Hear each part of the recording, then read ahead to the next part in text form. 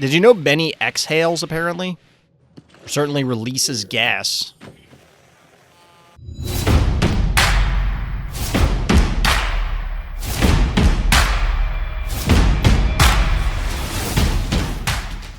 Welcome back, everybody. Welcome back. It's Sunday night. We got some viewer games on deck. I'll be honest, probably a shorter stream. It was a tough day, and this week is not looking good. This upcoming week is not looking good, so may need to have a shorter stream. We'll see how long the games are, that sort of thing. So, if I doubt we'll get in any extra tonight, but we'll play it by ear. Well, hydrate action to start the stream. Got that covered. Yeah. Let's pull up the viewer game list. How's everybody out in Chatland doing?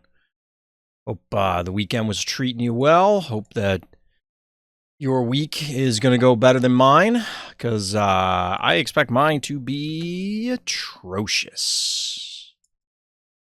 It happens sometimes, chat. Sometimes things don't go well. That's the way life is. But hopefully these viewer games are going to go well. Just doing a little bit of cleanup to clean up the games from last week out of the list. So that way I can more accurately assess what we're looking at.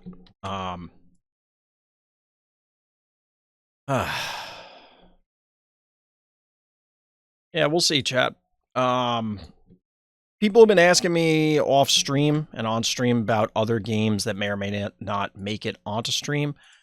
I have somewhat modified the schedule, as people have surely noticed. On Fridays, we're doing some tabletop stuff. My wife has been joining me to play some Star Wars Unlimited. I want to try and get, some other tabletop games, like physical games, on stream. So you'll have to give me some feedback on that, whether people like seeing that stuff. If you're watching this on YouTube and you don't know what I'm talking about, check out some of the other videos, because those will be going up shortly, or come by the live stream. I always leave the VODs up. You can always catch those. But let's take a peek at them games. What do the viewers have in store this time? So we're leading off with a little Potenza action. Or maybe we're not. Maybe we're not, because it looks like Potenza got rid of the game, and yeah, 6:30. That's not going to be on your profile there, my good sir. Date game was played June 30th. At the time of this recording, that's almost 30 days ago. That is not going to be on your profile, so we will not be starting with a Potenza game. Let's try this.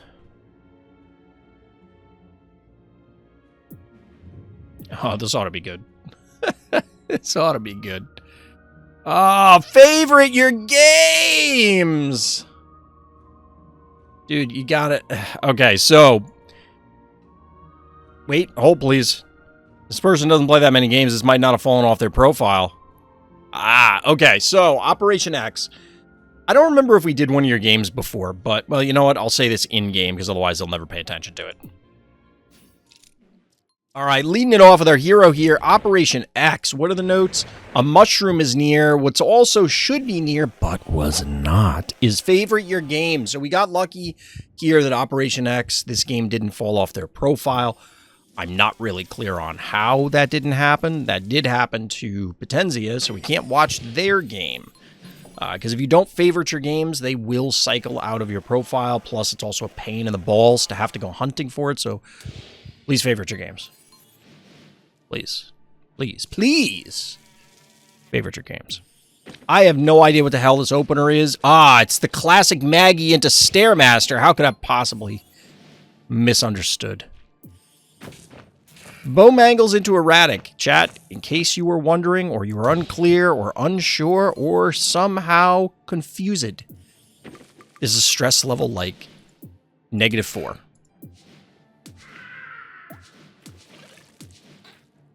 Low stress game.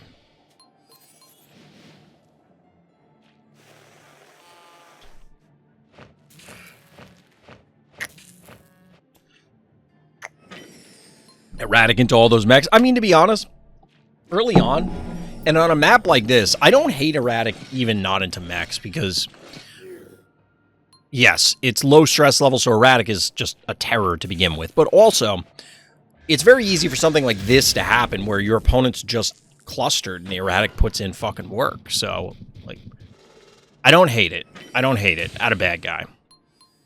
I don't love the fetch, but I imagine, like low stress level games are just doing stuff. Here's the problem. Bad guy marched that erratic right into range. Our hero should just annihilate it. So what did bad guy get for their 6 keys? They got, like, 1,000 damage. But not all on the same target. It was spread out. Was it even 1,000? 800 damage. 800 damage. That's a pricey erratic. That guy doesn't like erratic. Not their erratic. Apparently that guy owes him money or something.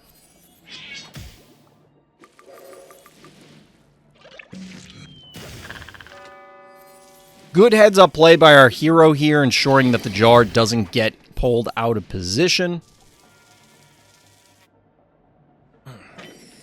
My wrist feels like it needs to pop, and it's not.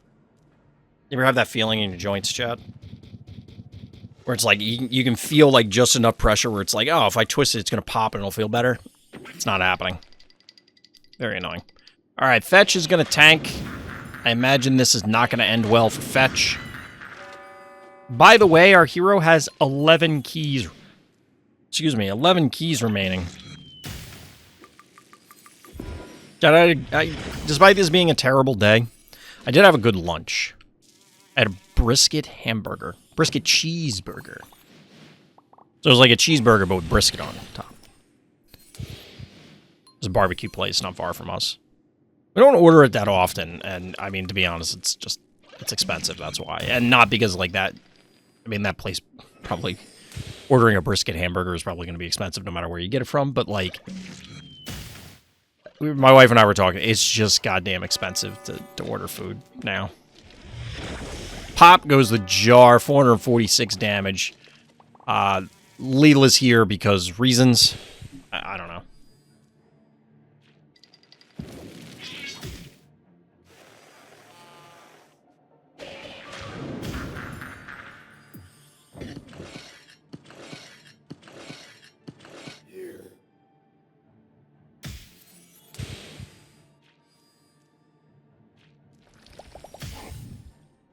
I don't... This entire game felt like a fever dream. It's not the most absurd game we've ever seen. Probably won't even be the most absurd game we see tonight, if previous viewer games are anything to go by, but this is a good old-fashioned ass-whooping. That guy loves to give the sim jar value. I honest to God feel like they forgot. Twice. How many times do I have to keep teaching you this lesson, old man?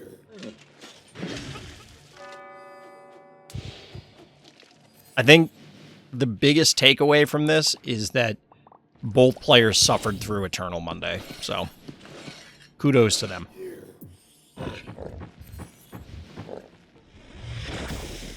It was 3 times. I blocked out the other one. I swear to God, I thought our hero was going to shoot at the heart for a second with the jar. And, like, just taunt them further. GG. Oh, man. Ugh. That's, that was a game of all time. Going by Potenzia's notes for their game, that they didn't favor it, so we can't do it.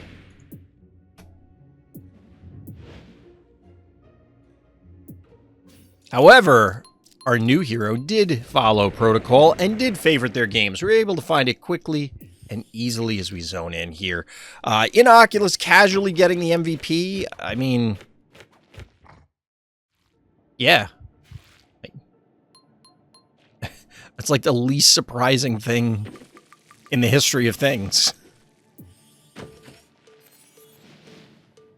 Water makes things wet. News at 11. Bad guy with the classic Gesundheit Contortio opener. See it all the time. And by all the time, you mean never.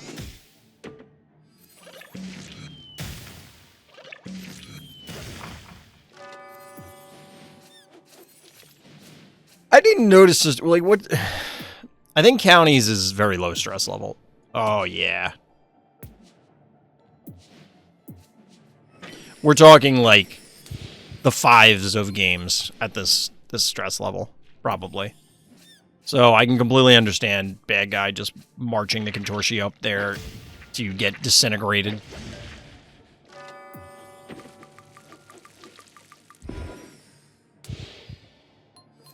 Maybe have the please favorite your game in bold and all caps.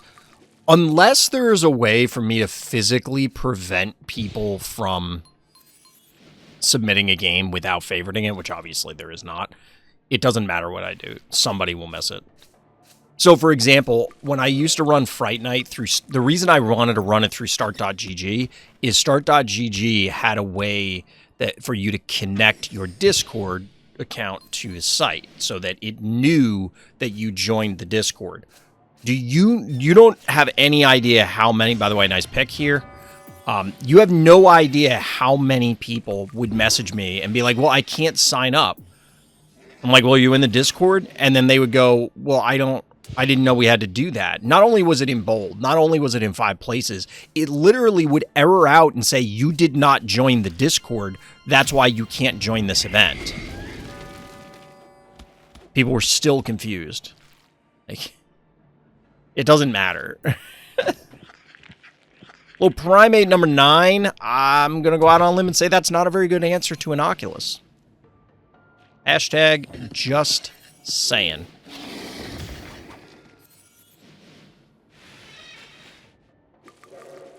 A late game Gravedigger action, I guess. Mid to late game, I guess. So bad guy is willingly sacrificing Cassowary to cap this panic point. Sure, I guess. I don't know. I think this is just a matter of, oh, that's a 3-ranger, but that's not that big of a deal. And then you realize what Inoculus is actually going to do to you. Maybe add in 50 places instead of 5. Surely they will see it. Surely this one extra banner will do it. So the only bad thing about this play here from counties is the Eternal Knight's dimensional. The cat is going to come in. Never mind. Why? Ah, it's the classic sacrifice your murder wing for nothing gambit. What a fool I was to not see this. What was the plan here? So they could have meatballed and then just walked the cat up to kill it, kept their murder wing alive, and then also recapped the point if they wanted to make that play. Instead, murder wing's just getting cooked.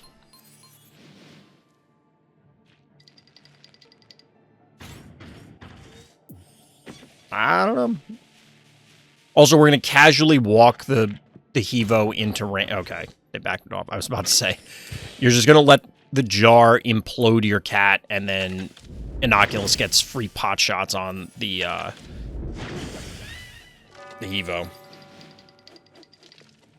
Although I guess they could use the Hevo and the Primate the next turn to try and dive the Inoculus, but I don't think that's in Bad Guy's playbook.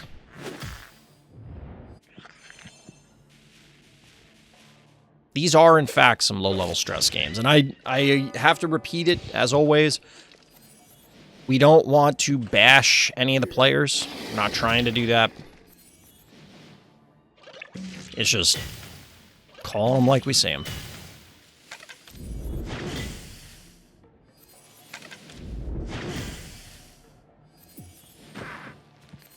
Ooh, nice play here to pick off the Evo.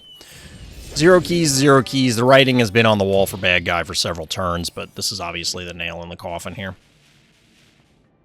I think Bad Guy's going to honorably walk their team into our hero here. Close enough. Close enough.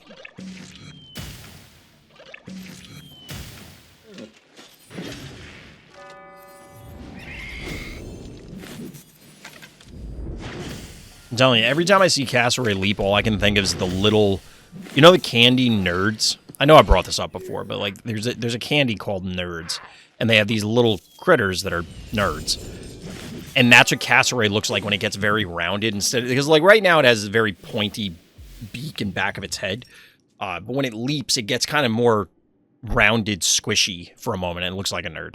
But GG.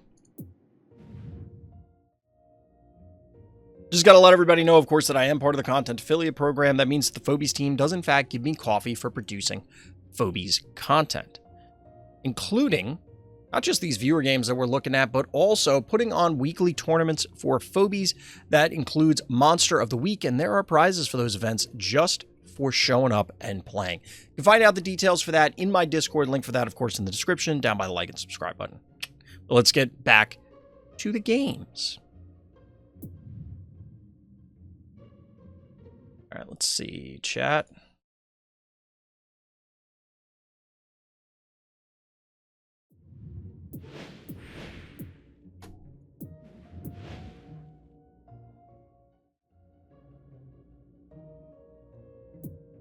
Shorter game here from our hero, Kurosame. Toys in the attic. This is my game plan for this map. When the enemy don't take the steam, they are in some troubles. What? I don't know what that means. We're going to learn today. This is among the most hated maps lately, and to be honest, I don't know that it would be that hated if it wasn't so... If we didn't do this all before. I got any grapes? I do not, in fact, have any grapes. But now that I don't remember what the guy says. All I remember is he's gonna glue him to something. He's like, you got any glue?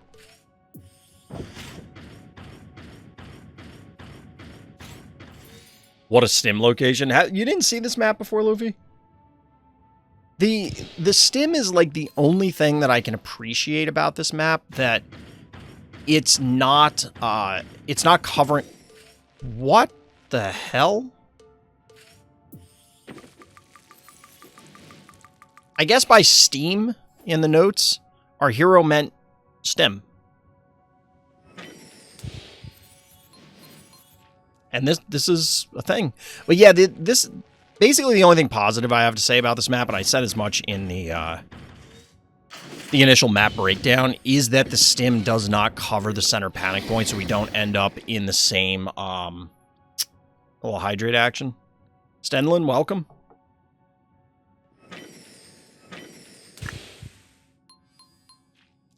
I have certain feelings seeing this heart rush.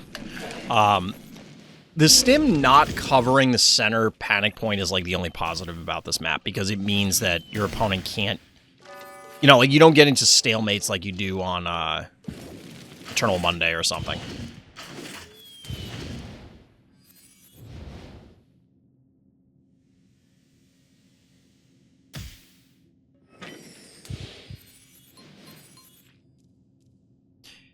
No.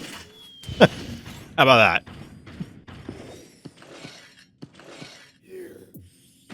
So, I mean, this game is... I actually don't hate the response from Bad Guy here. Like, the response isn't bad. Because it does turn off this panic point, it evens it out, it turns off the stem, but they just didn't defend hard enough. And at this stage, like... I guess they have their offensive Hevo, but our hero has a massive lead here with 2 Phobies in position and soon to be more, including a Squiggles. Like, Bad Guy doesn't have enough stuff to truly defend this right now. Yeah, A boop would be better. A boop? Nah, I don't know that you need the boop in place of the honey bear, but you... Like, Thunder Rocks is not the answer here.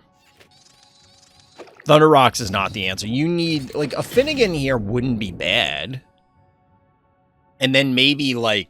So if you Finnegan, and then you body block the panic point with a 1 key, so that way Squiggles physically can't get there, or you do it with the Gravedigger, maybe, I don't know. Because a 1 key could get killed by the combination of Jar and Snowball. And then you can try and work your way back in from that, because then the Finnegan could swing in and maybe boop something, you know, if your position, like boop something again, I mean. It would be tough. But yeah, it definitely seems like Bad Guy did not respect the offensive capabilities out of our hero here. I can't wait for Karst to watch this game and be like, well, it's impossible for this to really work. This doesn't, like, there are holes in this. There are definitely gaps in this, because somebody will just... Let's be real. How many players are realistically going to allow you to snake a Hevo onto the stem? I don't know. You reach a 5-stream watch streak, translate 1,000 times, turned into this happens all the time. I don't understand when it translates it 1,000 times. Like, what does that mean? So it translates it from English to English, and then from English to English again? I don't understand what, like... What? Why would it not just come back with the same phrase? I don't know. Either way, GG.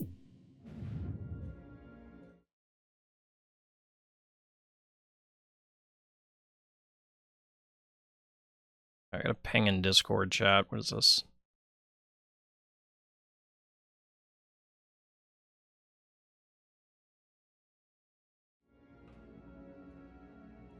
I made pancakes once by translating the recipe into 20 different languages and back to English. What? It does it in English and then through multiple languages and then back to English. But why?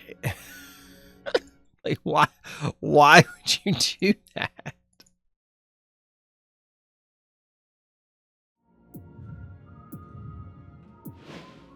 This is like the modern technology version of playing the game Telephone. Alright, Jeremy is our hero here on Another One Bites the Dust, a thrilling game versus my pal Potenzia. Scouting out aggro potential in the Twice lore. Tons of back and forth, and the mic buff proving crucial in the endgame.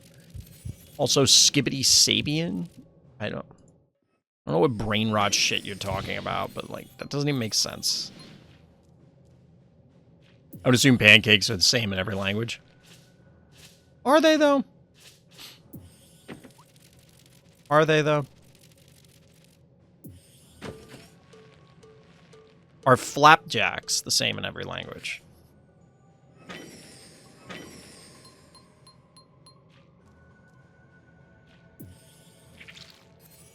Point Crow also did that for some foods? Wait, what?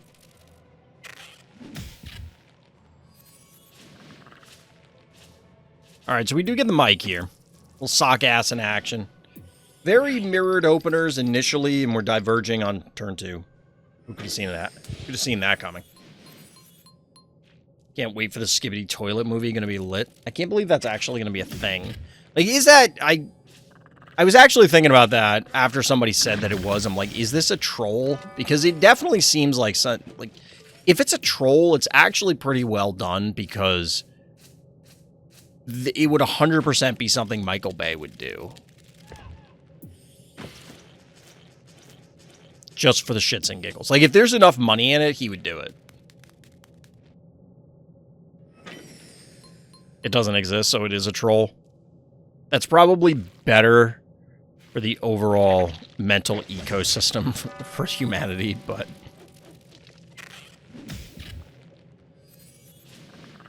Is it really any dumber than Robert Downey Jr. as Dr. Doom? I'll have more thoughts on that after the game. We'll try and pay it. We'll try and make it through this 24-turn game, and then we'll come back to Robert Downey Jr. as Dr. Doom.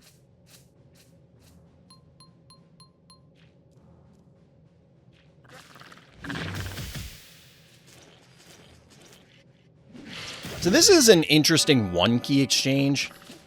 up here, like just the quantity of 1 keys. I think both players are just trying, and this is a common thing to come up. Both players are trying to build up as much board presence as they can meaningfully without actually committing something. I mean, Potenzia here is going with the Innocuous plan, so you gotta spend some keys on this. This is a level 1 game? I believe so.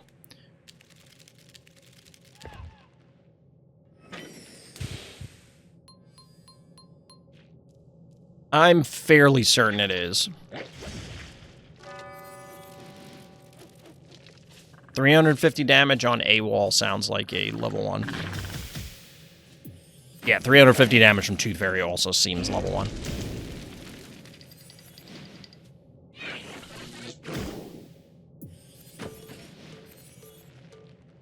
I will say I like Robert Downey Jr., though. The issue is he gives cool dad vibes, and I don't want Victor Von Doom to be cool dad. I mean, I don't know. I don't have any particular attachment to Doom. But yeah, he doesn't... Doom feels like...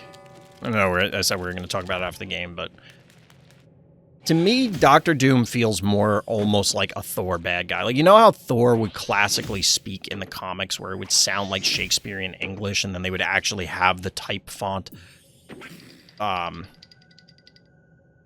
look like it's supposed to be runes? You know what I mean? Like...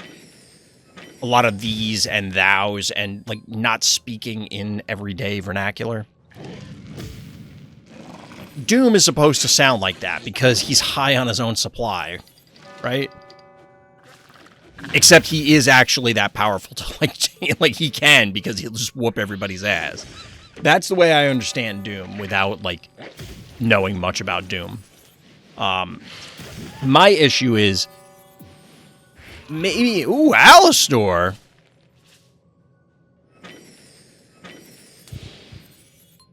Oh, we got some Alistor action. This game has, up to this point, been significantly more interesting than the Twice lore would justify. Like... here's the thing. Why has neither player gone for displacement other than... they just don't want to? You know what I mean? They've had the opportunity to put an attractor on the board. Or hell, even a Miss Moffat or Octonaughty, something like that. And you can't tell me it wouldn't have been beneficial. Although it does kind of start the arms race of, oh, I put a displacement on the board, so you have to put a displacement on the board, and then we stalemate. So maybe that's intentional?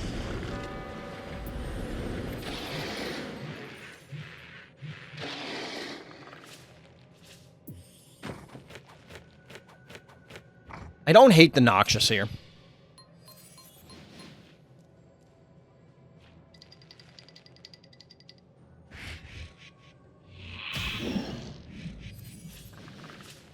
Can Akira just toss multiple people into the pit? Not into the same pit, but if you pull or displace them into multiple pits, then yes. Maybe friendly agreement. That's what I'm thinking. Maybe there's a gentleman's agreement to not go attractor and stuff. Well, we get Shove Shark. So we do have a displacement tool now. But yeah, Akira, this is why people were calling this the Twice lores, because Akira feels like it should be batshit insane here. Like, it should absolutely be busted. Yo, we get the juiced Noxious hit. Kablamo. Pop. Pop. Was that worth? So the issue here is... the Alistor can heal this off even without actual true healing. Okay. I don't love the Halfy. I feel like the well... yeah, the Halfy was unnecessary, because the only thing that could actually hit it here is the Minotaur, right? No. Okay, so you did need a body block, because otherwise Shove Shark could push the mic.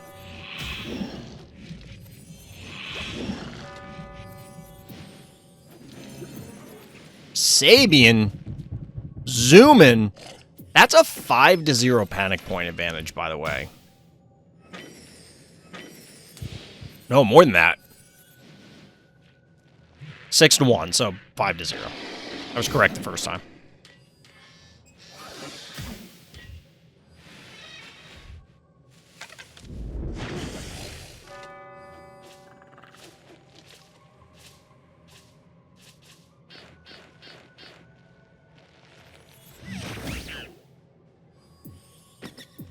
So Potenzia's got a couple turns, I think, before it is truly dire. But, alright, we're taking down this. Jeremy doesn't seem to be in a great position. What do you have? Because you get a big multi-hit here. You'll get a kill. Right?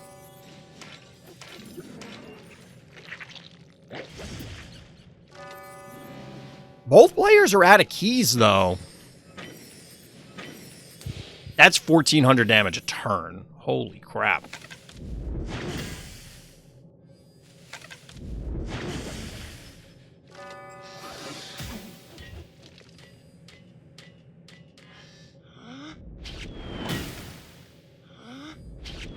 So yeah, Potenza has to simultaneously not allow access to the heart, which I think it's already too late for that, as well as claiming back panic points.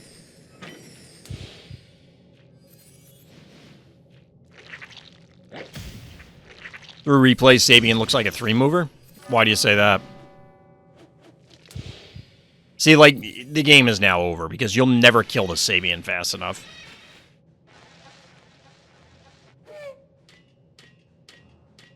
Alright, panic points stabilized for bad guy, but I don't think you can kill Sabian. Ooh, I don't know about that one. I guess you have the Spud in position to deal with the mic.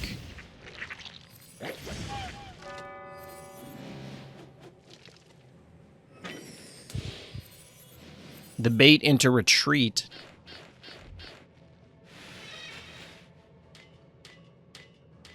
Yeah, I would love to know from both players why neither of them went, like, any kind of polls. We did get Shove Shark, who made effectively 0 impact. The game was over a couple turns ago, but this is very well played. Huh. Huh. This is kind of interesting, because I don't know if you can draw a lot of conclusions from a single game like this, but we didn't see attractors, we didn't see Moffats, we didn't see any boops outside of Shove Shark, and it didn't even do anything. Because I have had the thought before where I wonder what the game would be like if we just never had any displacement tools. Like, would the game be better or worse? I'm not sure. But either way, GG. So yeah, as far as the new Doctor Doom goes, I think people are going to have an extremely difficult time, even though he's clearly going to end up with the mask on, probably quickly. And then they're going to do a bunch of stuff to his voice. It's just like, that's Robert Downey Jr. People are going to be expecting him to behave a certain way. And I could see him being like, basically be Iron Man until the accident happens that turns him into Doom. And then he's a totally different person. But, like, why the fuck did you get Robert Downey Jr. to do that, then? Iron Man wears a mask, Dr. Doom wears a mask, practically the same character. Yeah, but, like, honestly, he didn't wear... Because of the shots of them, like, inside the mask, you know, like when he's flying the Iron Man suit, and then they show a shot of him in there, and it's like the reflection or whatever, and you see all the stuff lighting up on his face. He was out of the Iron Man suit, or essentially you see his face as him a lot. Like, there are shots from the outside looking at him, but once Doom becomes Doom, it's my understanding that, like, he either can't or won't take the armor and the mask off, like, ever. Like I said, I don't know enough about Doom. Maybe because doesn't it like fuse to his body, which begs the question, how does he poop? Like, unless it's like old-timey pajamas with like the ass flap on the suit, in which case is he like peeling the skin off his ass every time he has to take a dump? Like, or does he Doom wills it away? This is why Doom is so cranky. He hasn't taken a dump in 70 years. Look, my man just needs to poop, and then he'll feel a lot better, and all the problems will go away. Hashtag just saying. It all comes back to poop, chat. It always does. Everything comes down to poo. Everything comes down to Karst on Teen Spirit, apparently. Really excited. Really excellent. Not exciting. I can read. Really excellent play by N320732. I feel like I'm reading off a serial number. This was almost my first loss in 3 months of async. Hashtag brag. I thought it was hilarious that right after the podcast, we talked about how useless Tiny Tim is. I had a match where he was the only choice in my collection to win the match. That doesn't... So... I know Karst knows this, but I always hate that line of argumentation of, well, in this edge case scenario, this thing could be good. And it's like, yes, it's an edge case, therefore that the thing is not good because it's only good in the edge case. And I know Karst knows that and is not, like, suggesting it. It's just kind of ironic given the timing. But there are tons of people who do this in competitive scenes where they cling to these ideas. And I'm not saying that I don't do it also, because, like, if you for some reason end up having a soft spot for a thing, a game piece, a strategy, a tactic, or whatever, you kind of start making excuses for it, and then it leads to problems like this.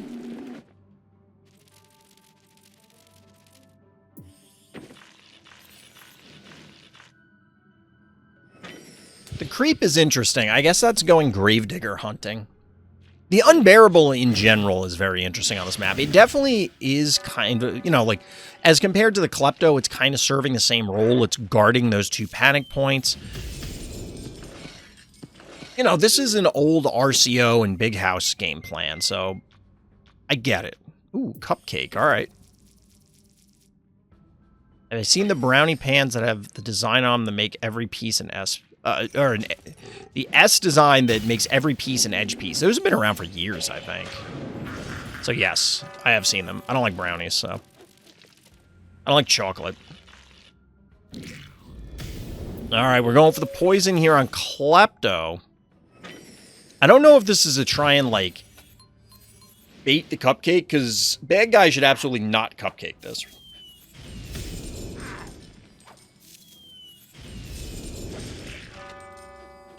Now, if this ends up getting poison... Ooh, it's the heebie-jeebie special. Dropping the hammer here, locking Karst out for a few turns. Could use it for non-brownies, too. All edge Rice Krispie treats. I wouldn't hate that, I guess.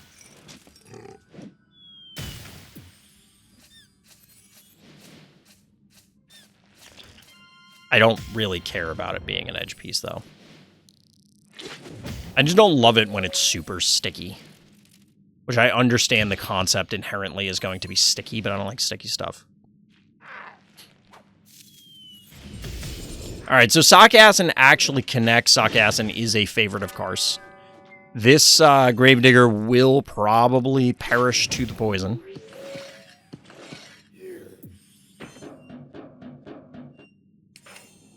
What if you made an all-edge Stromboli in that thing? You gotta make some pizza-related thing in that. Next one of the cupcake family is named Milkshake. No, that doesn't, like... You need, like, that... You can kind of make that... Like, you could definitely mold Cupcake into a milkshake. But it's not really fitting the theme, right?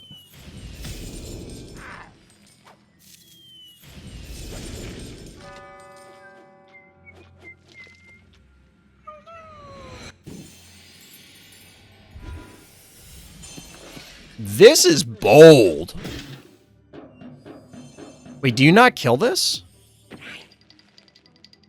Yeah, because the Klepto can't... That's a bold move. Like... Huh.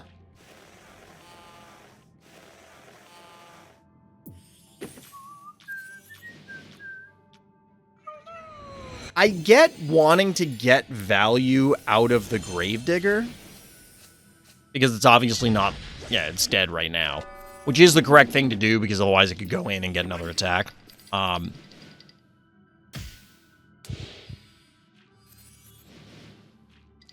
is it worth burning the cupcake there? It forced a muffin out of karst, but... I don't know, that seemed... My first reaction, I'm kind of sticking with it, is that seems wasteful.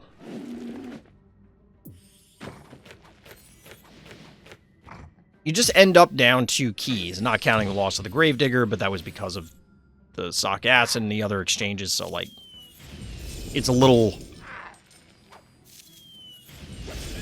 bit different to math that one. The karst maintaining for a decent amount of time the panic point advantage.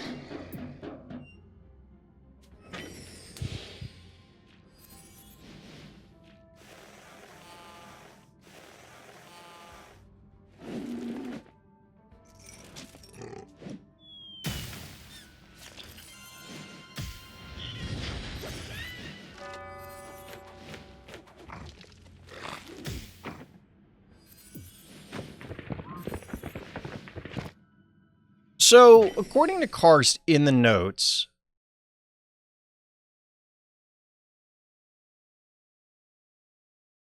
Karst is saying that Tiny Tim is the only thing that gets them out of this scenario.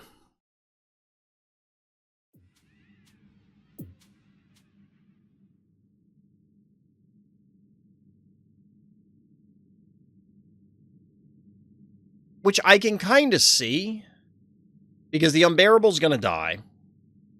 You don't necessarily have enough damage to counter-kill the Noxious. We could check, but I'm not going to do the math. And bad guy probably... So, like, the Noxious goes up here. Oh, the Clinic goes up too. Yeah, the Noxious kills the... oh, it can't. Wait, what?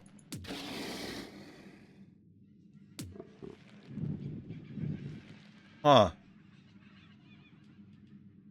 Okay, so Karst may not be in that bad. I was assuming the Noxious. I guess it can spit. So, like, you could heal, spit, and then stay out of range? Because I was thinking the Noxious could go in, get healed, kill the Unbearable, and then Karst is in a terrible spot. But since the Noxious can't hit these two right now, like, it would have to reposition. I don't know. We'll see how this goes. But I don't know that this is as dire as was being billed.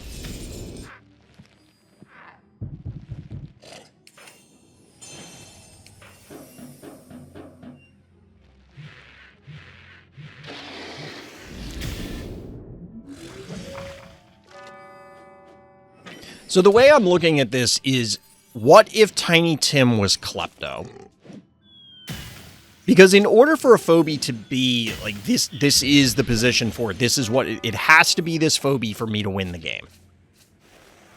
Just mentally substitute something else that costs the same and see what happens.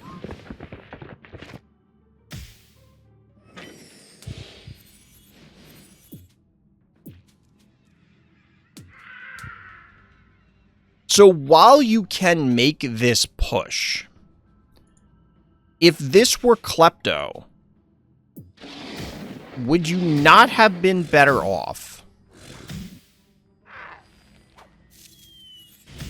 Now, it's entirely possible that bad guy doesn't position the way they do if it is Klepto. And yes, Tiny Tim kind of secured that game.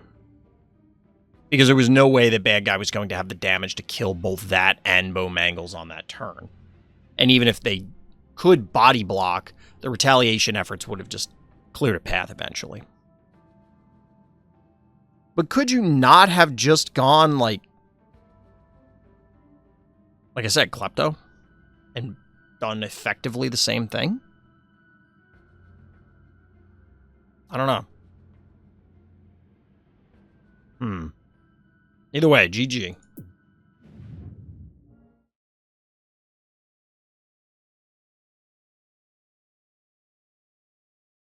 Here's where Karst comes back and says that this entire time they don't have Klepto.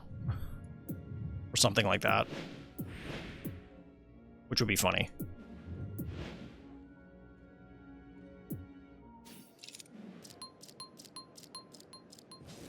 Alright, hold on. Let me make sure this is the right game. Okay, so shout out to Dama for submitting a loss. Exponential Decay, our hero in the blue trunks. Insert overleveled high elo opponent who has the perfect phobie for every scenario. So we've talked about this before. And I personally do feel that Phobies on a long enough timeline does move into... You are required to have specific answers. Currently... Although it is, I think it's worse than it used to be, but maybe it's just everybody's a better player. I'm not sure. Currently, I think it is possible to fight a lot of things if you have the incorrect phobies. Like, you can still get there. It is tough, and it's certainly less than ideal, but it is possible to engineer a scenario even with quote-unquote suboptimal phobies for the given situation. However, I'm on record, and I still believe this is true, that the longer Phobies goes on, without a rotation, without a ban list, or without constantly modifying things to rebalance, I think it's kind of inevitable that we eventually hit a point where, okay, the devs have gone as horizontal as they can. They can't just keep introducing new mechanics. Or if they do, you end up with a very rigid rock, paper, scissors system. Where, like, if you want to deal with X, you must have Y, or you will lose. There's no combination of other things, barring your opponent being a dum-dum, where you can actually get the win. So we'll see which ones are actually brought out by bad guy in this game. I don't hate our hero's opener here. I think Snappy's actually kind of interesting on this map as a turret to try and help fight for that center panic point. But I think in general, this map, you really do want displacement tools. And if you're going to put a turret, I think you're better off saving a key, putting Stabby or Bo Mangles there.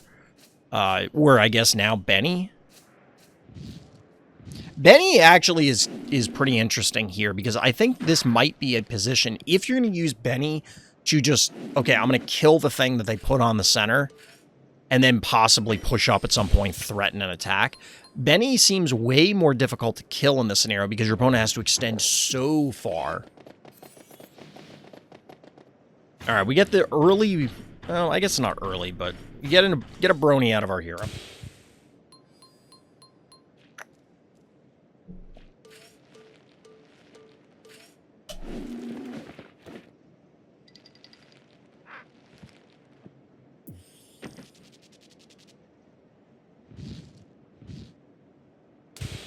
Tick. So up to this point, I'm not seeing the perfect responses, to be honest.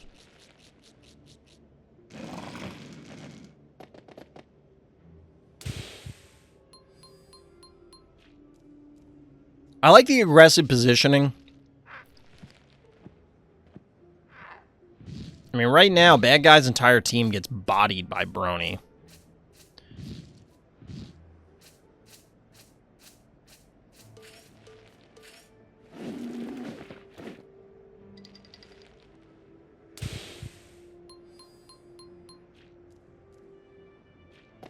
So are we going to go for it here? Looks like we are.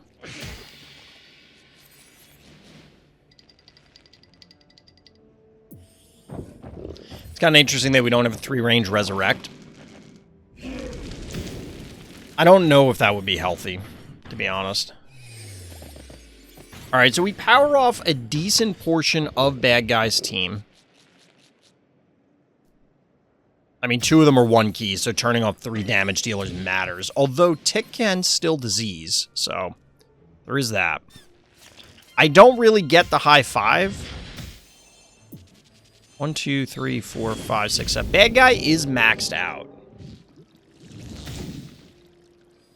Alright, so Brony will Brony no more because it's probably going to die to the disease before its ability comes back off cooldown. So 7 keys remaining to 18. I'm not going to lie, this high 5 seems like an error. You have to get a lot of value out of this Brony to make this worth it. Well, hydrate action. And I don't think that the high 5 is going to get you that value.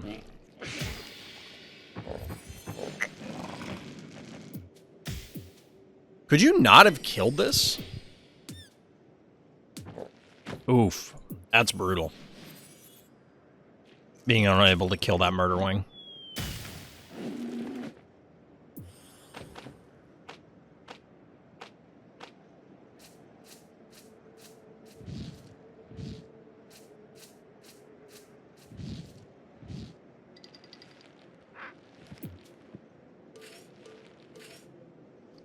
So up to this point, I don't think this really has much to do with the Phobies choice.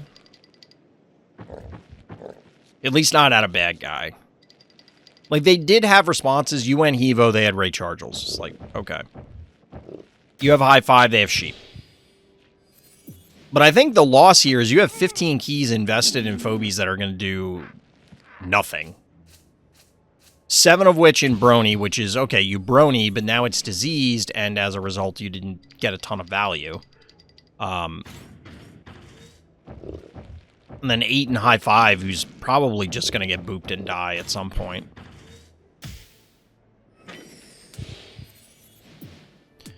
Now, the other mention was a level differential, and this is a fairly significant one.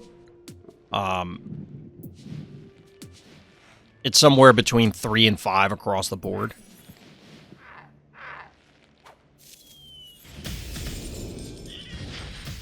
But, unfortunately, them's the brakes on the ladder. There's nothing you can do about ladder from that perspective.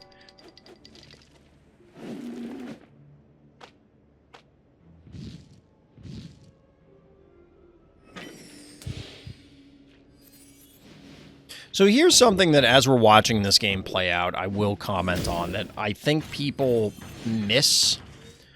And I talked about this, I think, in year 1 of Phobies a lot. There's only so many milestones in a game's lifespan. So if you take a Steam game or a mobile game like Phobies, you have your initial launch trailer where it gets people hyped. Really?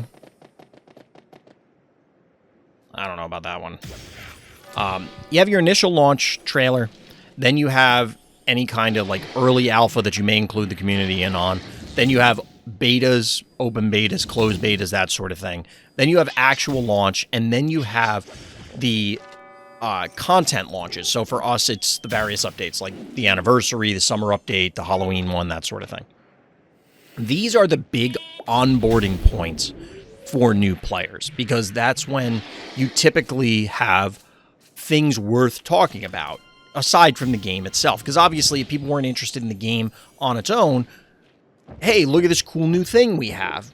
Look at the new shiny thing. That's how you draw people in. And it obviously, the highest ones are typically, you know, when you first give people the opportunity to play the game, when you first announce the game. And then there's interest spikes at each of those other things, but as time goes on, it is less and less likely for you to strike someone new who's interested that had just no clue. So, why am I bringing this up? Because everybody constantly says, well, why don't they just lower the prices? Why don't they fix the econ? Why don't they do this? Why don't they do that? I don't know how much it matters. which is a tough thing to say because I do agree and believe that truly that it is a problem. But I do, and they're the only ones with the numbers for this. They're the only ones who are going to know. And I don't know how much of an impact, if they halved all the, like, the current sale prices are roughly about half of what the normal prices are. It depends on the specific sale and that sort of thing. But, like, let's say across the board, literally the price of everything in the game that you spend resources on got halved. Would that make any meaningful difference in expenditures for the existing player base? Probably not. Most people have probably already spent the money they're going to spend. Maybe it'll be a slight increase for a little bit in quantity of spends, but not necessarily in overall revenue, because you need twice as much to get back to just where you were before. I don't know. The math gets very quickly complicated. Gets complicated very quickly. Hey, Gabe, what's good? All of this to say is, like, levels are never going to go away. I'm of the opinion that I don't think that we're going to get any significant changes to the leveling system or the resource system ever. Like, it's not impossible, but I don't think it's going to happen. So, as a result, we're just kind of stuck with some games like this where, yeah, you're going to be under-leveled.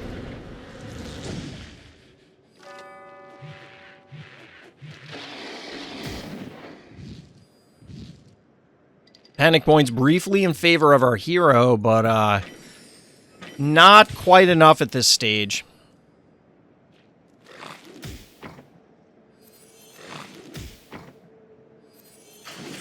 And unfortunately, our hero is forced to stick it out due to the surrendering system. They are, in fact, trapped.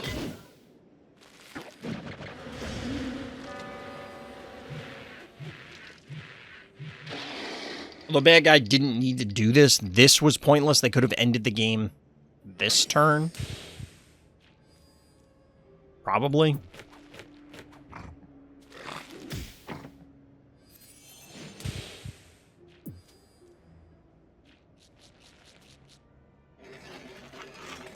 What, do they have a quest to complete? Why are you doing this?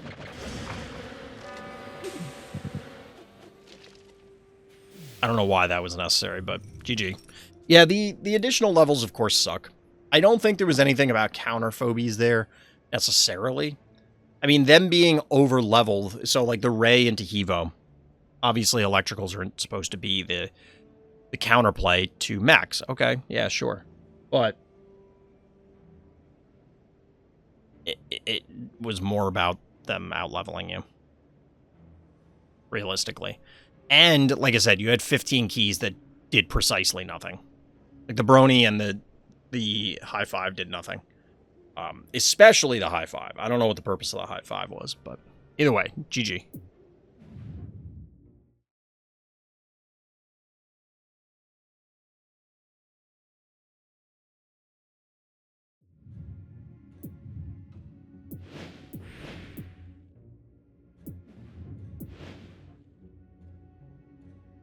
Favorite your games, people.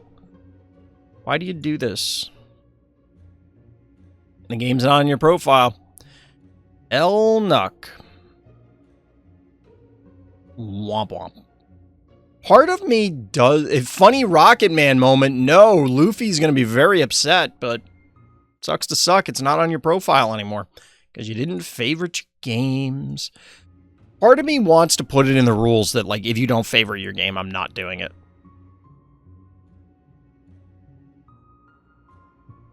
Part of me wants to do that.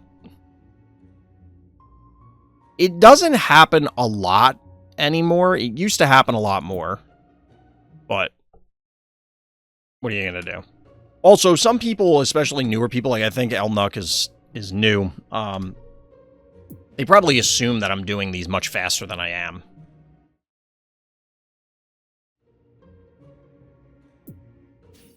sircluelessQ coming back at you. I was skeptical of this map at first, but turns out it's pretty fun. This game brought me back to the good old heebie-jeebie days of just aggression and slapfests. Simpler times, my friend. Simpler times. Oh, we gotta love the aggro droney play. Can't turn those down.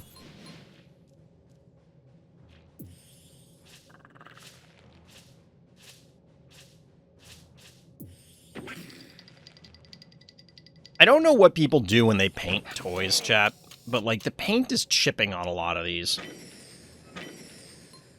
In, like, supremely obvious ways, too. It's just, like... It's like it never truly adhered. So I don't know if I need to put down, like, a primer layer on these, but then it's going to be super thick. And I don't want that either. I don't know. Jackalopes! What do you think this is, a mech-ode game? AGK. In shambles. Apparently not. AGK is like...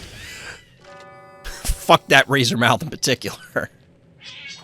Just snipes it with the Morty. Clobbering the creep. They did get a buff. Okay, let's calm down. Yes, they got a buff, but let's calm down. Let's calm down.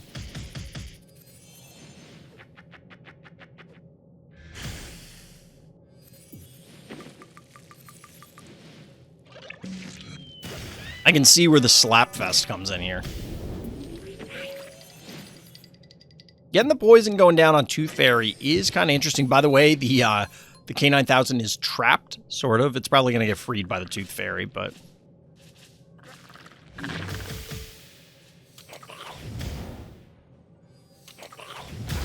Interesting. Ha! Down go the jackalopes. Who could have seen that coming? Alright, so an interesting way to remove these phobies and then reclaim with the Morty. How good would a Beauty or even a Frosty feel right now? How sick would a Frosty be? 4 phobie freeze? Seems good. Droney Assassin.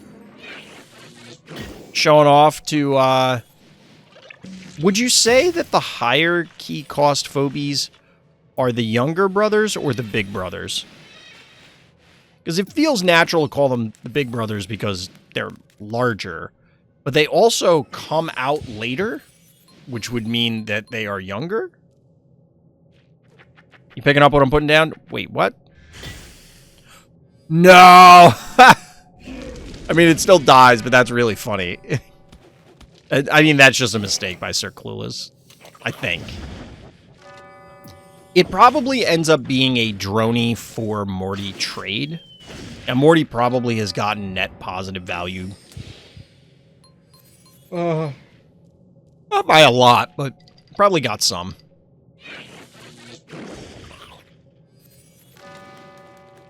Okay, I don't know what it is, chat, but Sunday nights I am exhausted.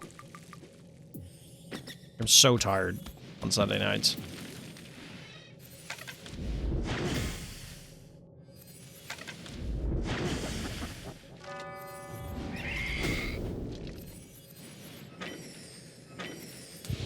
That's interesting. The cassowary seems unnecessary, but that's a big panic point advantage, so...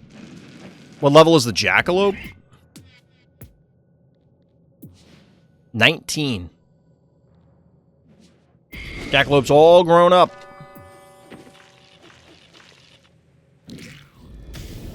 Maybe not all grown up. It still has some growing to do. It's got to get to level 25. 30, rather.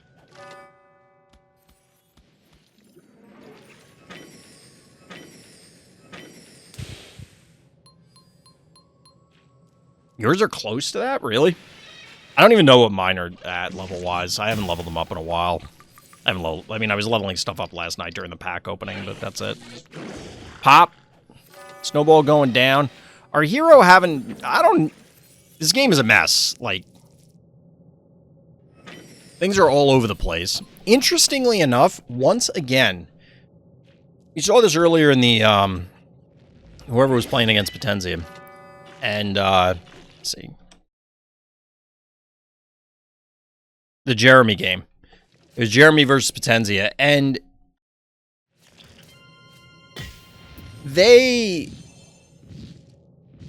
neither player went displacement. Now, we're finally getting displacement here in Miss Moffat, a couple turns ago at this point, but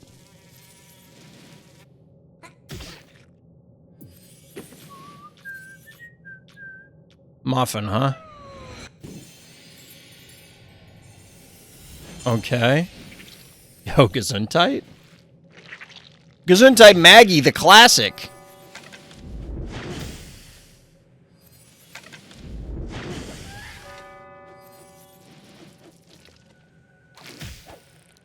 Is this enough? Really? Okay. Flopsy and Cottontail level 17 and Mopsy 15. Do you have the king? Oh, AGK, you can't overextend this far. You do get the Innocuous. The Spider Yoink is down. 5 keys to, well, now 6.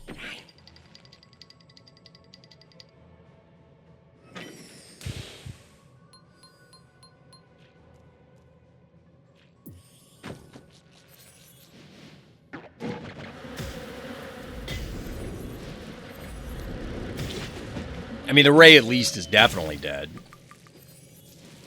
This is a weird game out of AGK. It definitely fits the description. This game is incredibly scrappy. King is in the middle of all of them at level 16.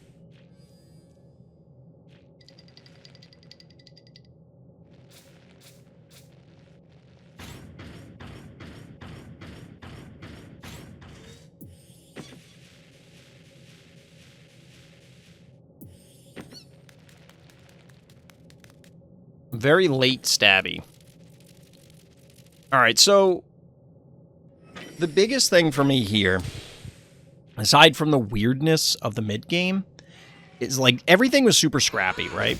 But ultimately, sirclueless set up a displacement and AGK never got one, so like it seems like a big component to this. Admittedly, the only yoink thus far was to pull the cassowary, so it's not that big of a deal, but just the threat of it being there is so enormous. What does AGK do at this stage? You just don't have very many threats. You are able to pick off the jar.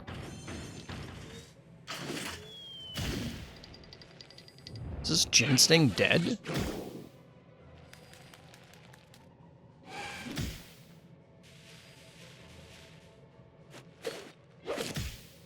Oh no!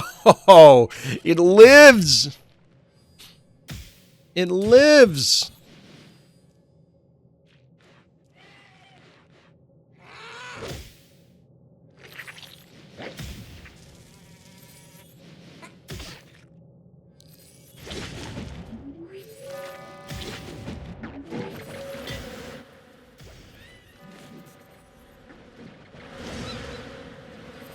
That has to trade, yeah. Interesting. This is so weird. This is a very strange game.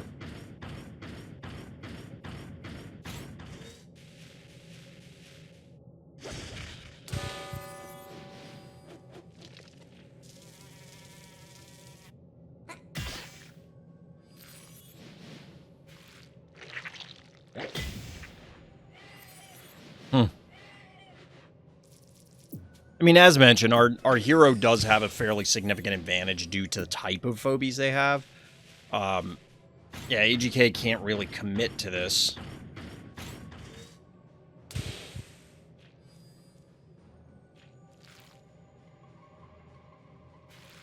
I mean, maybe this map does ultimately have potential. The Twice lore, putting out some interesting games. Now, this is a very small sample size. Maybe it's just a matter of the games we're looking at look fine, but ultimately the map does suck.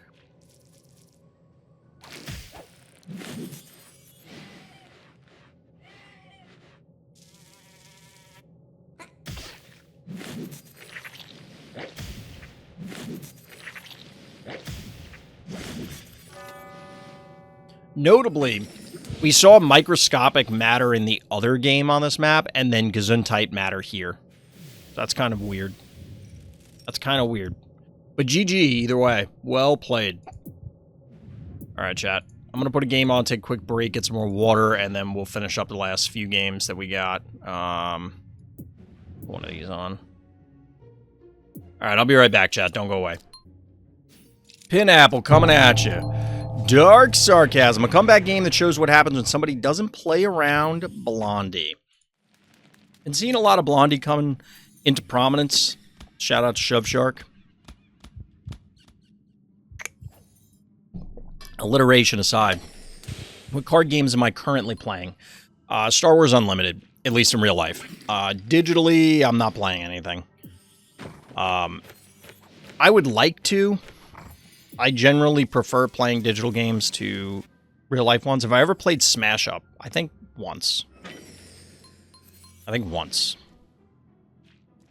My focus on card games is always 1v1 competitive ones.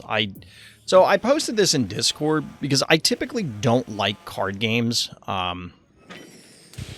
in the vein of 1v1 quote-unquote dueling card games. I don't know when that term became common, but that's what most people know it as. I don't like them in multiplayer scenarios because there's just way too much analysis paralysis and board states and other things that get way too complex. And then the games just drag on for 30 years and it stops being fun. Because the games, although they were quote-unquote designed for that, they never were. It doesn't really work. So what I prefer is the 1v1 modes. However, Star Wars Unlimited does offer a unique way to do their version of Commander, just because they force a quicker final game state. By the way, bad guy just hemorrhaging some stuff here. I don't think it's even possible for this Maggie to die, because Happy sucks. Smash Up is best at 3s or 1v1, fair.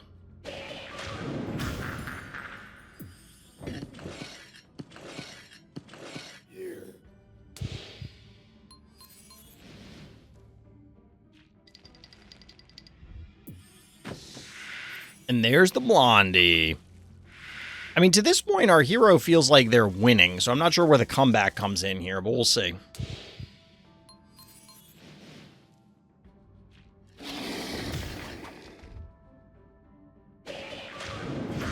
Obviously, Cat was going to bite the dust. I'm not... Like, what was the plan with the Cat going there? Just to prevent bad guy from sending the bow mangles to the panic point? I guess? Alright, so here's where I guess our hero is in a hole. Because triple panic point advantage, bad guy is in position to defend fairly well. The challenge here is that you can't...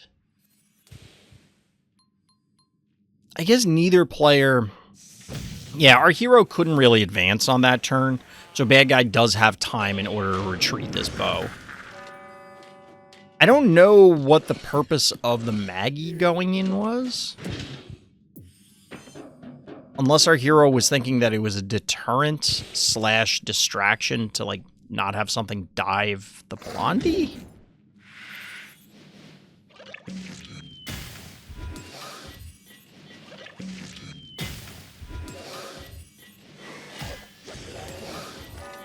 Dead Happy.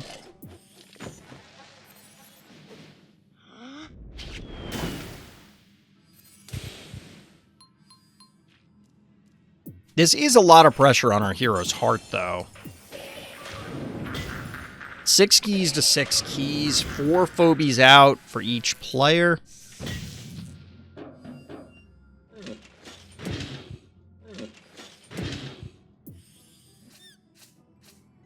Alright, Murder Wing.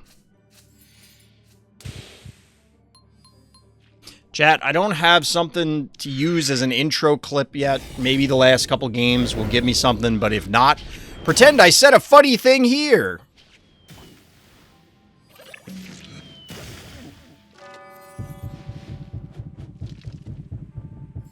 We'll just pretend I said something wild and hilarious so that way I can put it as an intro clip. That's a pretty savage power down, though. This is a pretty savage power down. Although, I guess the Temptress is still doing damage. That was funny.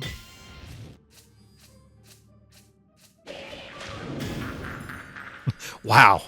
That was funny.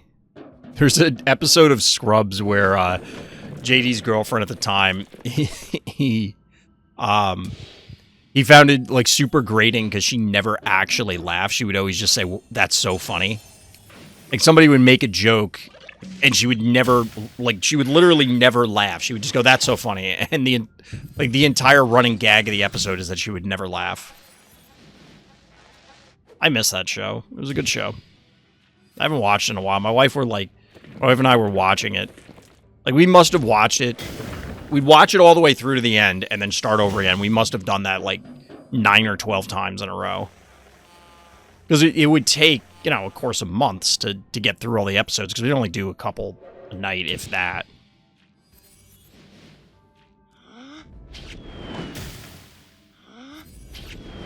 Yeah, I think this now qualifies for comeback. I don't know what bad guy should have done here, but Temptress and Thunder Rocks were not the answers. In all seriousness, what would have been the answer to fight this Blondie? Because with the Shove Shark, there's really no way to dodge it, right? You could argue a displacement tool, like a boop is not going to do it because it'll close the distance eventually. A pull means that you have to have enough damage to kill it. I kind of feel like you needed just a better electrical. Like, instead of spending 7 keys on Temptress and Thunder Rocks, would they not have been better off to just go erratic? It would have still gotten power down and then probably died, so maybe not. Definitely hard on this map to dodge. Absolutely. Like, how do you get away from the Blondie? Notably well, not no terraform, but very little terraform in this game.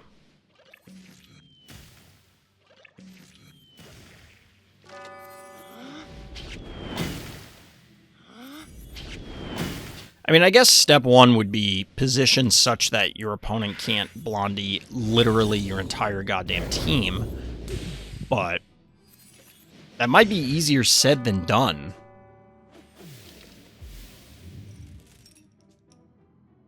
This might just be a very powerful Blondie map, but I have to imagine that a different selection of Phobies would have allowed bad guy to do it. They did have the Gravedigger.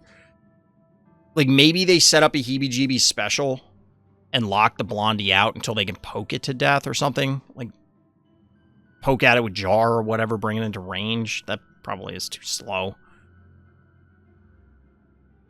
I mean, you could control, you know, the one top panic point and the one bottom panic point and leave the middle by setting up a heebie-jeebie special, but you might be...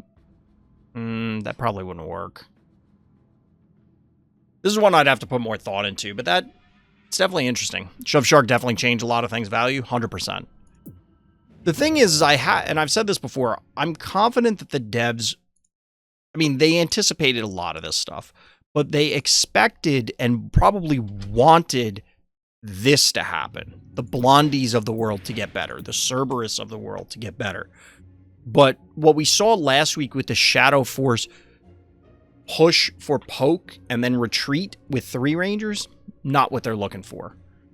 I can pretty much guarantee that. Oh my god, Endless Pain bringing us the Endless Game on Chapeltown. Notably changing from their, well, at least this game had the Vendy avatar as opposed to their Miss Frizzle Ace avatar.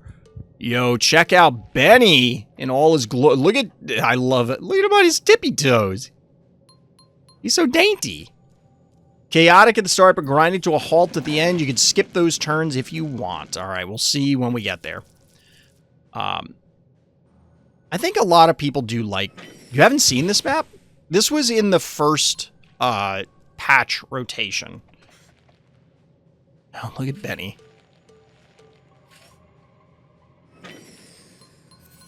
Why does Benny do that to himself? Is this like a Cenobite thing? Endless pain with no fear of the Henrietta, just letting that happen. Banking up to 10 keys.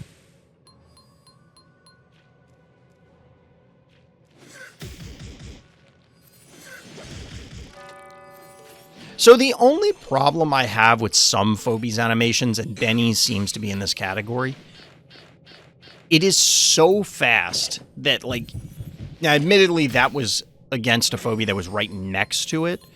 So maybe with a longer, like a full range animation, you'll be able to see it in all its glory. But I'll be honest, I couldn't really tell what the hell was happening there.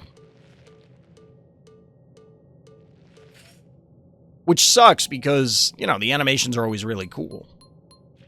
So we're getting a plethora of one-movers, matching gonzos, and a repeller. Shove Shark here to help support everything.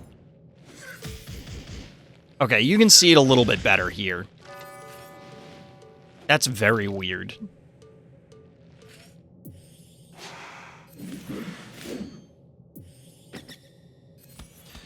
That Grimes positioning is bold because you're about to get your whole team booped here, and I'm pretty sure Grimes ends up on the poison tile.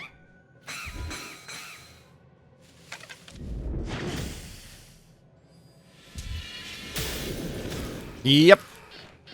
Oh, look at Benny. He looks so silly. Benny is kind of creepy even for an undead. Benny would absolutely be the monster in like a B 80s horror, like an 80s B horror movie where like the budget is just low. So you just get like this assorted shambling undead monster.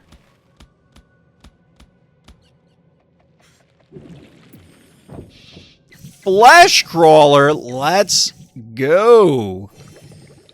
Let's get it.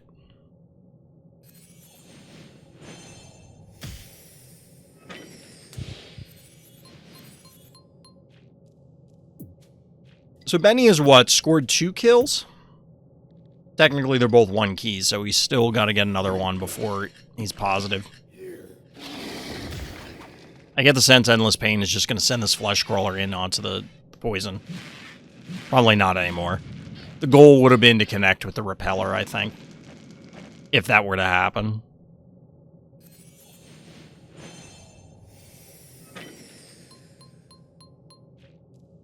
The bad guy with the puff. And our hero with a lot of panic points. Still 0 fear of the poison tiles. Honestly, the undead life leech might be able to just kind of cover this for the most part.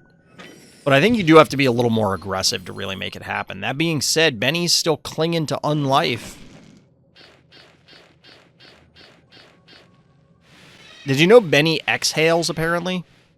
Or certainly releases gas.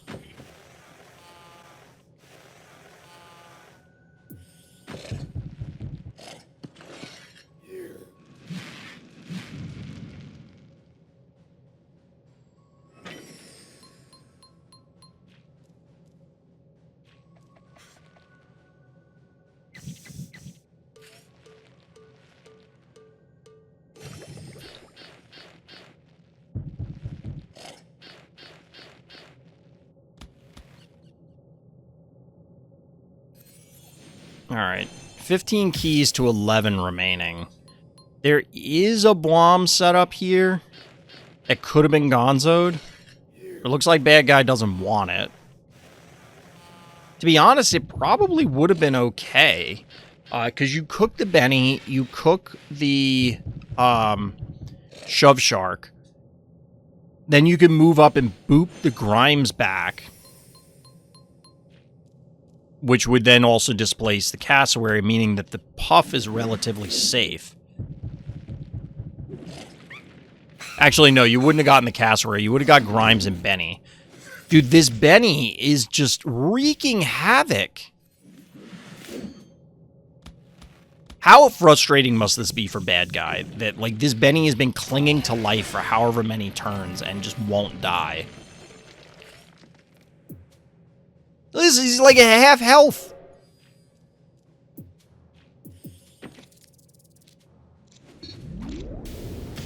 Really? Sketty? I guess bad guy's like, I got tentacles too, bro. I got tentacles too.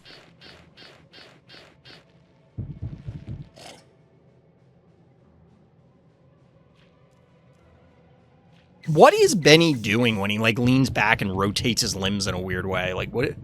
I don't know why he's doing that. Is it supposed to be a reference to a dance move or something? This is the music patch. I love him running around on his tippy toes like that. I don't know why that's so funny to me, but it is.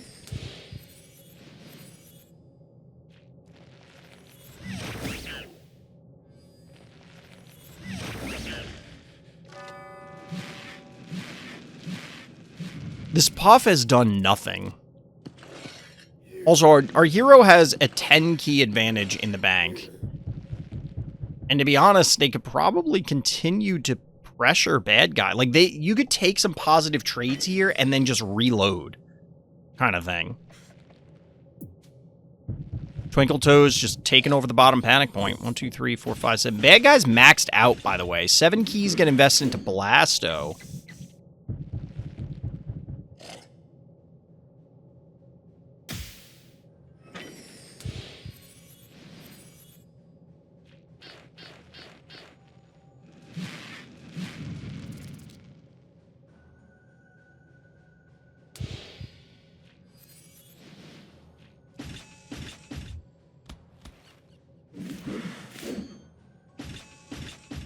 All right, so here's where the mid-turns probably are just both players dancing around. We're going to let this play in the background. I'm not going to skip them. Or at least I don't plan on skipping them. This isn't like that one time somebody submitted a 400-turn game, and like those turns I'm skipping because nothing was happening.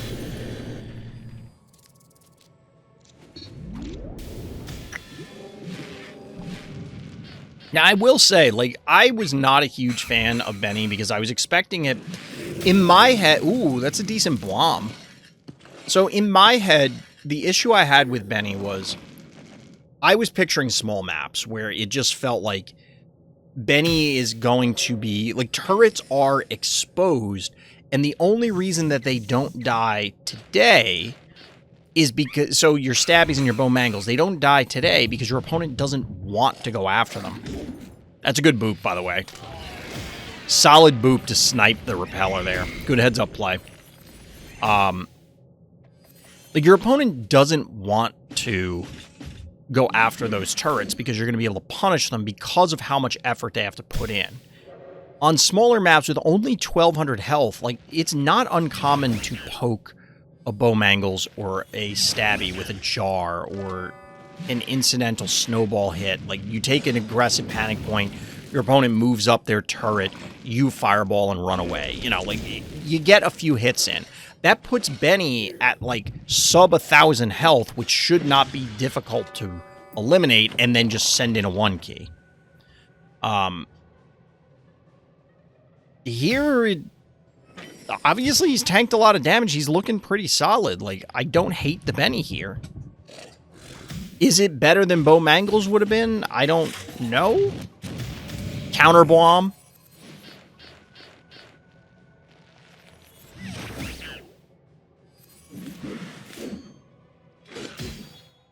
Oof, not enough to take down the Puff. Enough to take down the Gravedigger, though. Boggart! Pulling everything out here. I'm not gonna lie, I think Benny might get the cover art. Second bomb takes down Gonzo. Only one Gonzo on the board. Did you know Benny exhales, apparently? Or certainly releases gas. 0 keys is 0 keys. I don't... The werewolf is interesting. But I don't know. Pescetti escapes with its life for now. The Gonzo's not going to die to the Blasto. And even if the Blasto advances, that means Werewolf gets to line up against it. All right, we're going for it.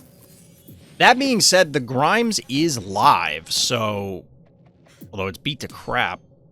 Almost 1,000 damage.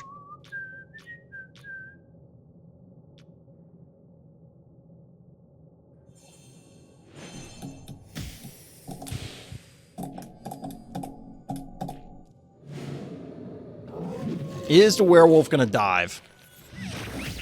I don't know that it can, to be honest. It might just get lit up between the Boggart, the Hevo, or the Blasto, rather, and the Benny. Like, ooh, we're going after Benny. Down he goes. That'll be an even trade, though. This doesn't seem great for our hero, though. I mean, it's 3 Phobies and one of them's Muffin.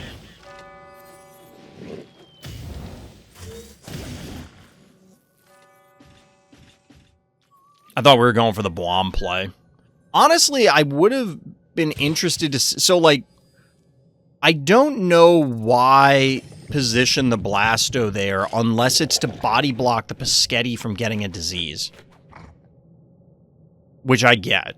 Like, that makes sense. Because I was going to say, otherwise, you back up the Blasto, so that way it's out of range and there's no potential for the Werewolf to tee off on you. But Bad Guy elected to pull back the Werewolf anyway.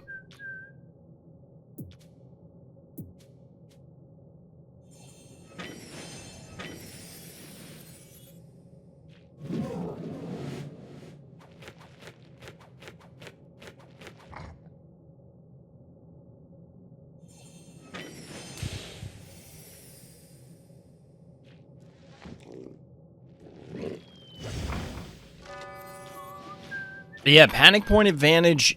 Oh, no, it's going to be even panic points, rather. That Blasto is ready to go. Bad Guy's in a world of hurt at this stage. When the Werewolf transforms, it may force our hero back, but I don't know how much of a difference that's going to make.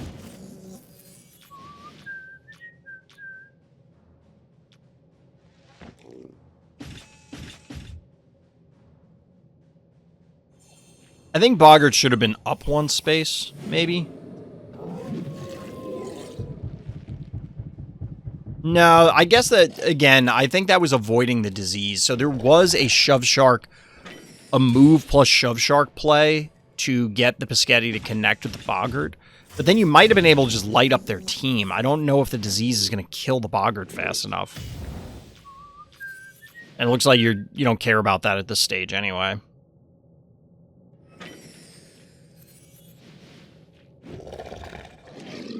This was definitely a long one, chat.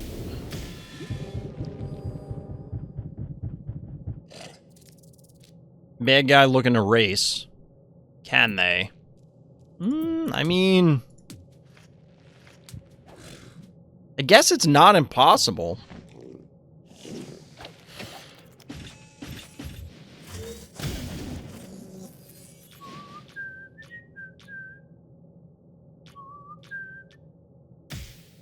So pulling back from the heart, I guess Bad Guy could have, maybe our hero mixed up when the transform was happening. Really? I think your only hope is to go for it, Bad Guy. I don't think they get there.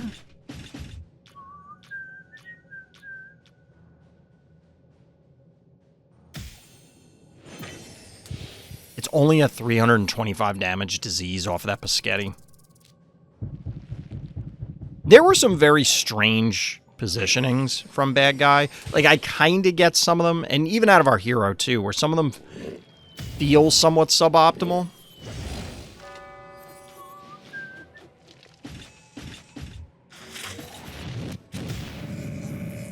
Blom.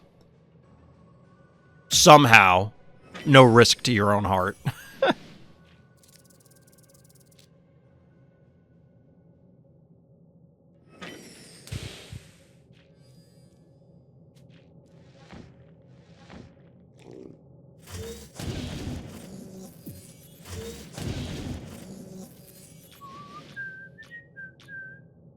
So I guess there's a risk here, which I really don't think there is, of bad guy trying to run to your heart and racing. But I just don't think that works. Wait, why did they go there? That must have been a misclick or something. It was, I guess it doesn't matter because they end up on a poison tile either way and then still have to move at least one space in order to get to the heart. Like I said, there was no way they were going to actually get there and connect. But GG, well played. The marathon game that it was, Endless Pain, takes it down.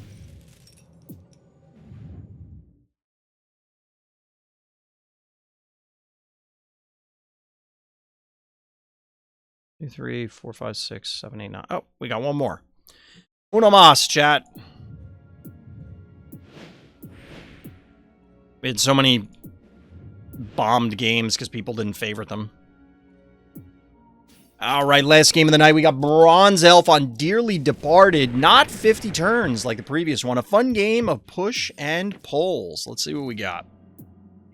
Let's see what we got.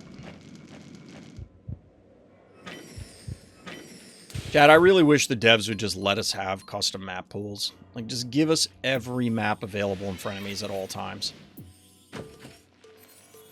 I wonder what that would do to ladder populations, because I do wonder how many people play frenemies games. Like, how often does that come up? Because even when I was playing Phobies, like a ton of games every day, I never played frenemies games. The only frenemies games I played were on stream when there were challenges. So, like, I don't know what the average Phobie player does. At least in that respect.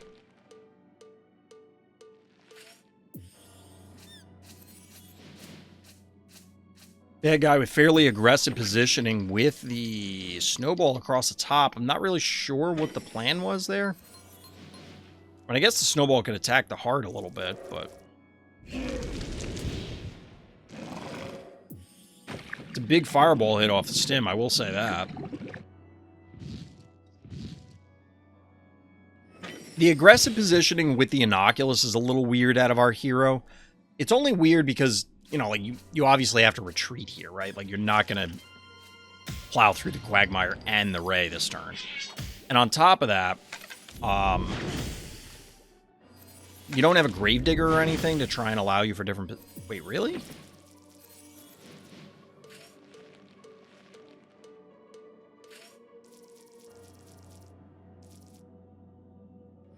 Okay. So the spider comes in to block this. The cat should soak enough damage that the Inoculus isn't in trouble. So I guess this is fine. It isn't nearly as aggressive as I had thought it might be.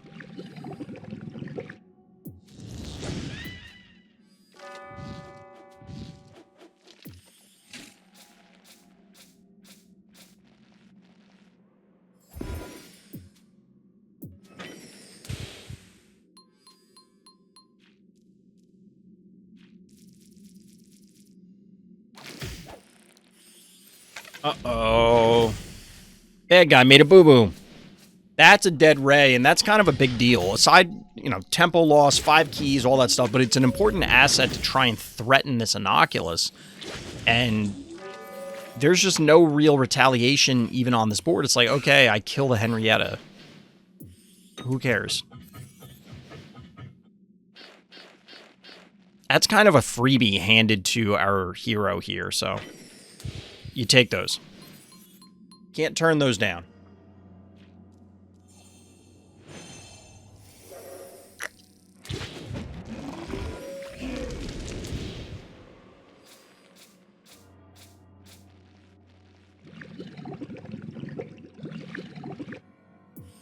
All right, bad guy. I don't want to say they're making a bad decision here, but... This is questionable. Our hero is in a little bit of trouble. I mean, they're about half heart health. Panic points are... I don't know. Wait, Slammerhead? What?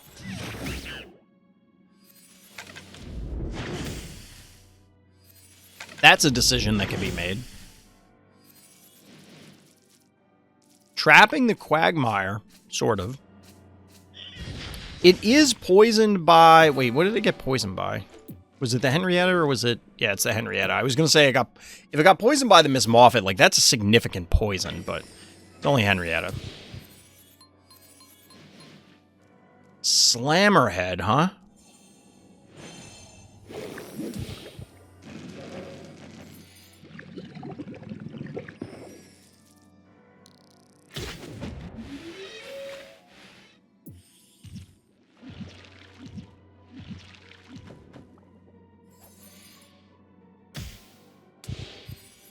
Why did they play the Glob?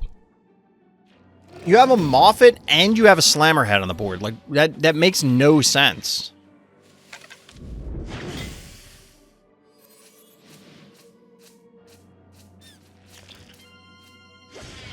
Also, just sniping the Repeller here. Ow. I feel like I just got something stuck in my eye. Doesn't Quag heal through Moffat's poison or does it deal more? I think it's close. I mean, it'll depend on levels, but this is 580 poison. And it heals for 453, so it is net taking damage, but even if it was healing it, and it was just, like, negating each other, that's kind of a big deal for Quagmire, because then he's just a big dummy, right? Like, the whole thing is that he can tank damage. He can't really do that if the poison's chewing up his regeneration. Or he can, but he can't do it as effectively. So similar to earlier games that we were watching, our hero is doing the old Alien Engineer. 17 keys to 5 remaining. Kind of a big differential. Glob, Nom Nom Nom's the Murder Wing, but this, yeah, this Quagmire is probably not long for this world.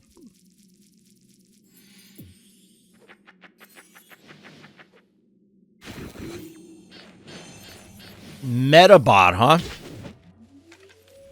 Okay. Sure.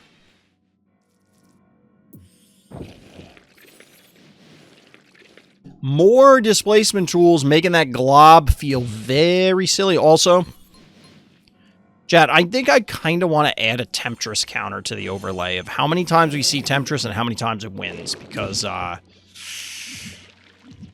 mean, we've seen it win. For a while, Master Dark was swearing by how good Temptress was, but... Come on. Come on.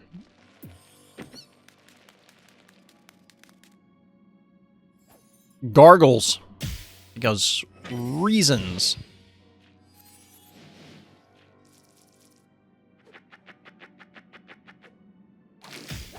Yoink! Goodbye, Quagmire.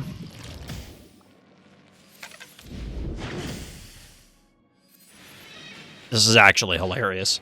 This play is hilarious, dude. This is actually sick. I want to watch this again. This is a sick Octonauty play. This is some big brain play here. Ah, I'm gonna glob myself. Bad guy's like, what are you doing? Why would you do that? Surprise. Spoiler alert. Slammerhead. Get wrecked, nerd.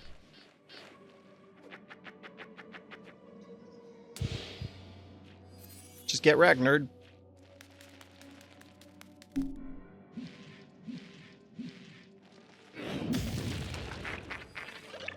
Bad guy just getting bodied from every angle here.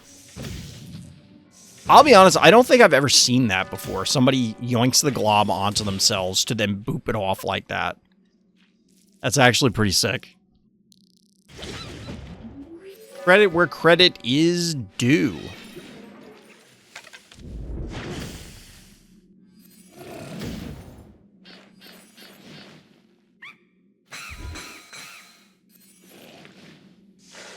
Snipe in the jar with the Gonzo assist.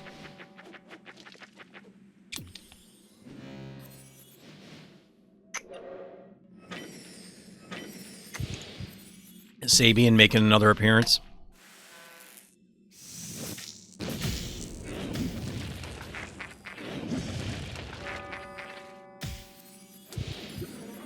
Not as many unhinged games tonight, chat, but we definitely had a cool one. Guessing that's a level 20 jar. I didn't catch the number. It is in fact level 20. How oddly specific.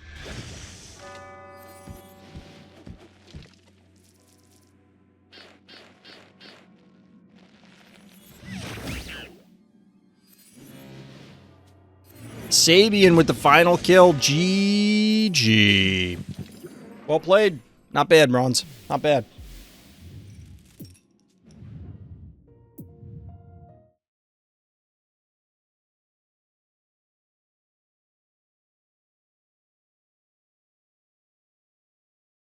All right, chat. And with that, that's all 10 games for this evening. If you're interested in getting your own games shown off on stream, hit up the Random Slots Discord, link in the description. There are instructions in the channel for it. You'll figure it out. It's not very complicated. Although, I will say, we still have 20-something games in there, so hopefully I can get through the rest of these before there's a patch that breaks them.